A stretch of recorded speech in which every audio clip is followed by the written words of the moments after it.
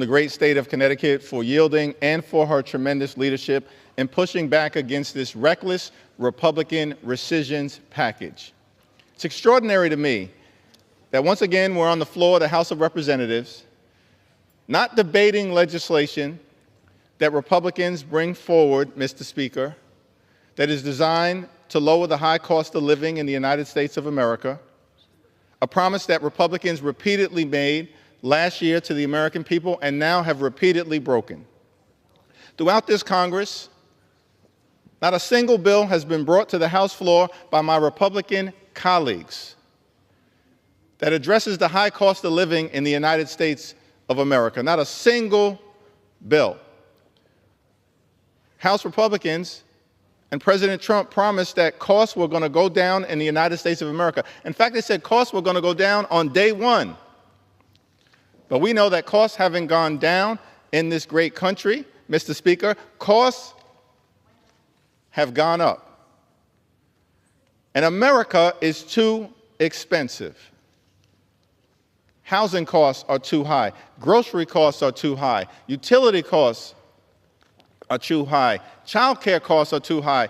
Insurance costs are too high. America is too expensive. And Republicans have decided that in the face of this affordability crisis in the United States of America, that they are going to undermine America's ability to protect our national security through the exercise of soft power and addressing in a bipartisan way the HIV and AIDS epidemic, a program that was first put into place by President George W. Bush and has saved the lives of millions of people across the world and, of course, people here at home by fighting against this epidemic. America is made safer when we are able to invest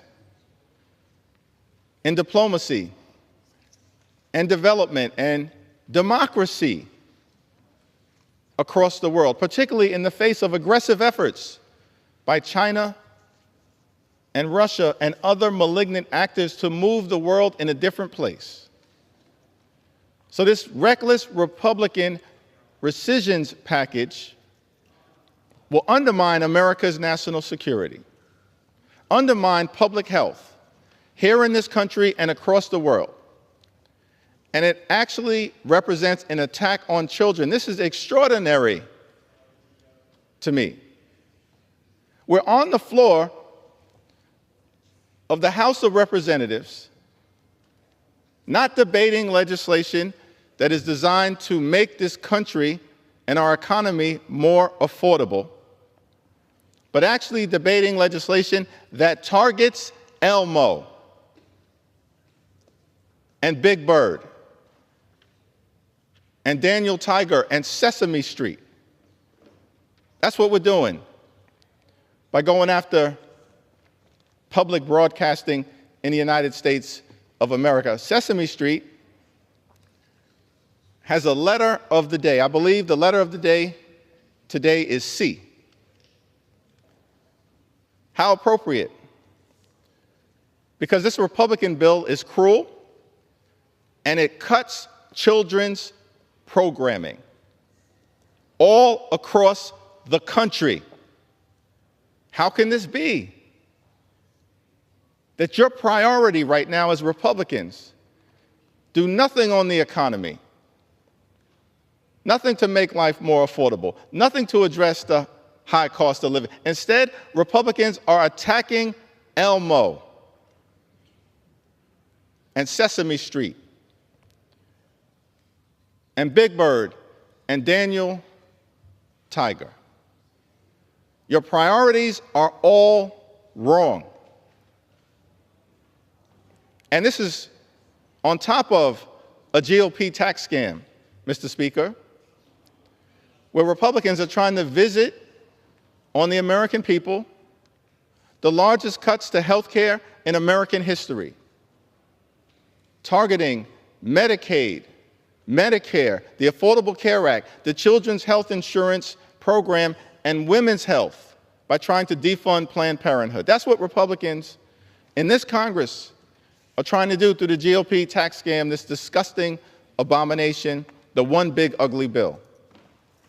And you're going after school lunch programs for children, supplemental nutritional assistance for children, and now children's programming. Doesn't suggest to me that my colleagues on the other side of the aisle are actually trying to strengthen families. This legislation would weaken families, weaken our ability to lead throughout the free world, and weaken public health and safety for everyday Americans and people all across this country. And so, Mr. Speaker, I urge a no vote. And also, I'm hopeful that my colleagues at some point on the other side of the aisle will actually decide to focus on the issues that matter. To lift children up, not target them. To lift families up, not target them. To lift older Americans up, not target them. To lift veterans up, not target them. To lift health care for everyday Americans up and not target them. That's what House Democrats will continue to do on behalf of the American people. It's high time that our Republican colleagues join us. Vote no against this reckless Republican rescissions package